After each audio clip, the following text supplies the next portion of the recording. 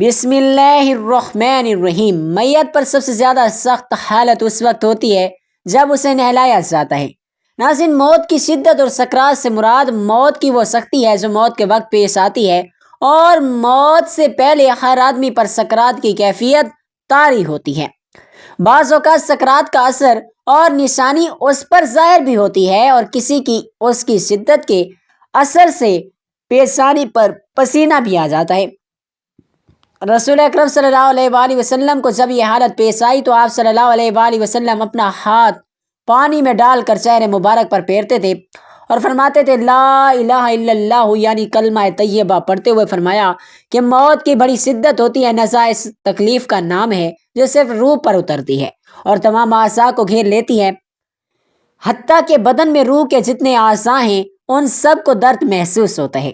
نزع کی تکلیف نفس سے روح پر حملہ آور ہوتی ہے اور تمام اعضاء کو گھیر لیتی ہے، کیونکہ ہر رگ، ہر پٹھے، بدن کے ہر حصے، ہر جوڑ، ہر بال، ہر جڑ اور ہر کھال کے نیچے سے حتیٰ کہ سر کی چوٹی سے پاؤں تک ہر جگہ سے روح کو نکالا جاتا ہے۔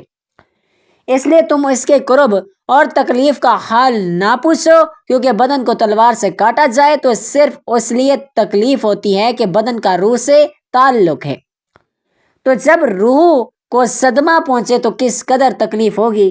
نیز جب کسی شخص کو مارا جاتا ہے تو وہ مدد بھی مانگ سکتا ہے اور وہ چیخ و پکار بھی کر سکتا ہے، کیونکہ اس کے دل اور زبان میں طاقت موجود ہوتی ہے، لیکن مرنے والے کی آواز اور چیخ و پکار سخت تکلیف کی وجہ سے ختم ہو جاتی ہے، کیونکہ روح نکلنے کی بے انتہا تکلیف ہوتی ہے اور یہ دل پر سوار ہو کر پوری قوت کو ختم کر دیتی ہے۔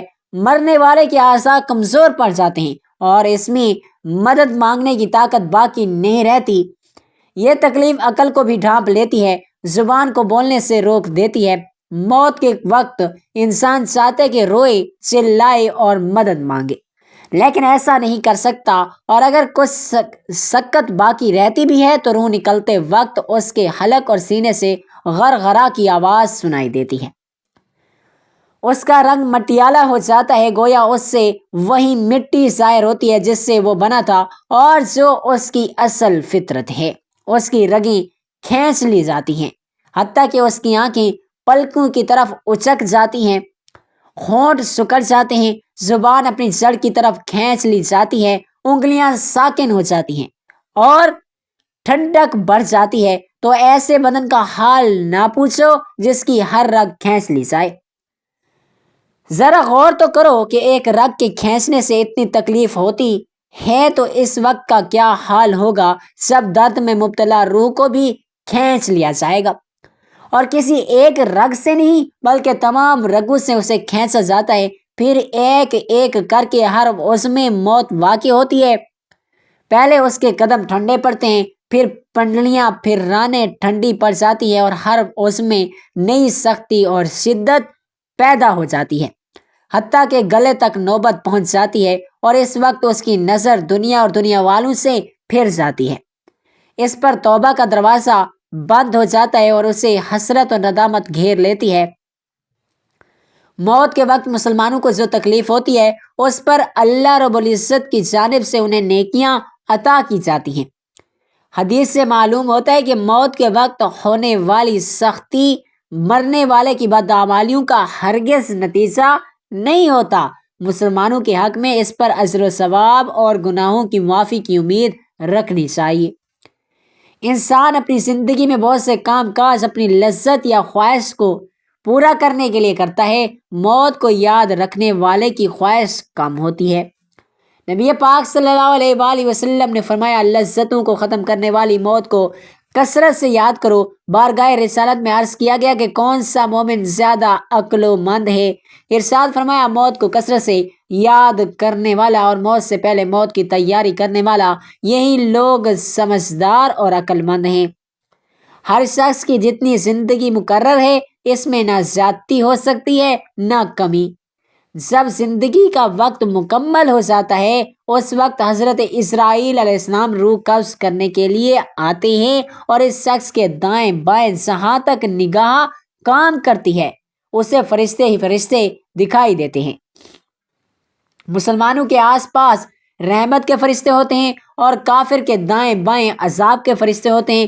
روایتوں میں آتا ہے کہ تقریباً 500 فرشتے ہوتے ہیں اور اس وقت ہر شخص پر اسلام کی حقانیت آفتاب سے زیادہ روشن ہو جاتی ہے، مگر اس وقت کا ایمان معتبر نہیں کیونکہ یہ چیزیں مشاہدہ ہو گئیں۔ علماء فرماتے ہیں بے شک پاک روحیں جب جسم سے جدا ہوتی ہیں تو عالم بالا سے مل جاتی ہیں اور سب کچھ ایسا دیکھتی اور سنتی ہیں جیسے یہاں حاضر ہوں۔ حدیث میں فرمایا گیا کہ مومن میت آئے تو اس کی راہ کھول دی جاتی ہے جہاں دل چاہے جائے۔ مردہ کلام بھی کرتا ہے اور اس کے کلام کو جن اور انس کے سوا تمام حیوان وغیرہ سنتے بھی ہیں۔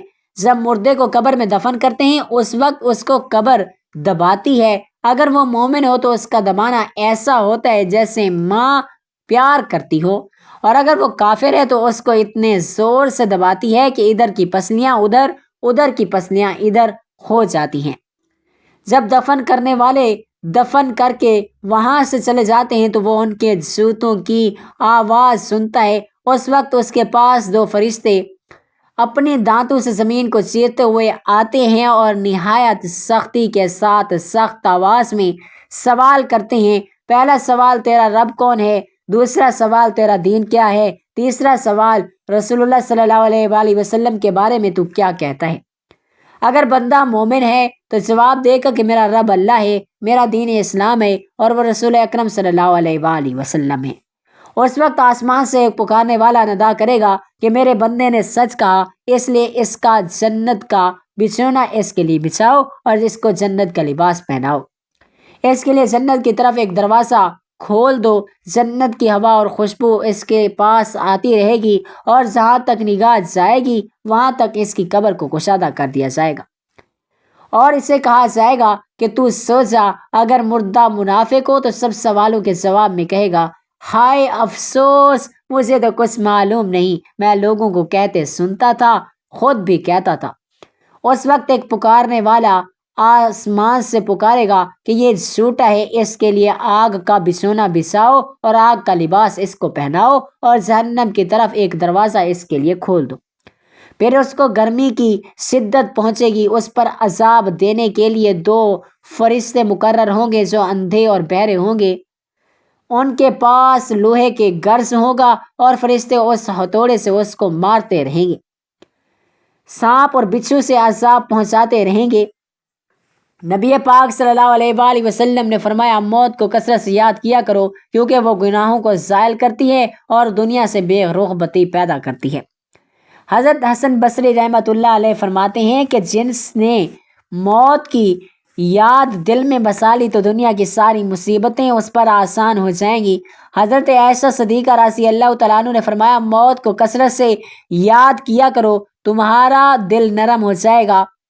ناظرین، حضور پاک صلی اللہ علیہ وآلہ وسلم نے فرمایا آخرت کی منزلوں میں سے قبر پہلی منزل ہے، اگر اس منزل میں نجات پائی تو اس کے بعد کی منزلیں بہت آسان ہو جائیں گی، اور اگر یہاں عذاب میں مبتلا ہوا تو آگے چل کر اس سے زیادہ سختی ہوگی۔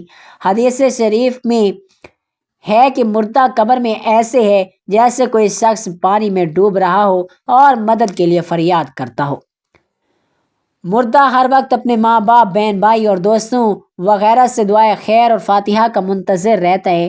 جب اس کو اس کے پسماندگان کی طرف سے کوئی تحفہ ثواب میں ملتا ہے تو اس کے لیے تمام دنیا اور جو کچھ دنیا میں ہے اس سے محبوب ہوتا ہے۔ اللہ تبارک و تعالیٰ اس کے رشتہ داروں کی دعائے خیر کے ثواب کو قبرستان والوں پر پہاڑوں کے برابر داخل فرماتا ہے۔ موت ایک دروازہ ہے جس میں سب لوگوں کو داخل ہونا ہے۔ حضرت عثمان غنی رضی اللہ تعالیٰ عنہ جب کسی قبر پر جاتے تو اتنا روتے کہ ان کی داڑھی مبارک آنسوؤں سے تر ہو جاتی۔ فرمایا رسول اکرم صلی اللہ علیہ وسلم کا ارشاد ہے کہ میں نے کبھی کوئی منظر نہیں دیکھا مگر قبر اس سے زیادہ ہولناک ہے۔ ان قبروں میں عبرت ہے، مالدار، فقیر، طاقتور اور کمزور سب وہاں ایک جیسے ہیں۔ وہاں لوگ کہیں گے ہمیں ایک نماز پڑھنے کی مہلت مل جائے، کاش ہمیں ایک دفعہ سبحان اللہ کہنے کی فرصت دے دی جائے، لیکن اب ناممکن ہے، اب اعمال نامے لپیٹ دیے گئے ہیں، زندگی کی مہلت ختم ہے۔ اللہ تبارک و تعالیٰ سے دعا ہے کہ اللہ ہم سب کو دین کی سمجھ بوجھ نصیب فرمائے اور ہمارا خاتمہ ایمان پر فرمائے۔ آمین ثم آمین یا رب العالمین۔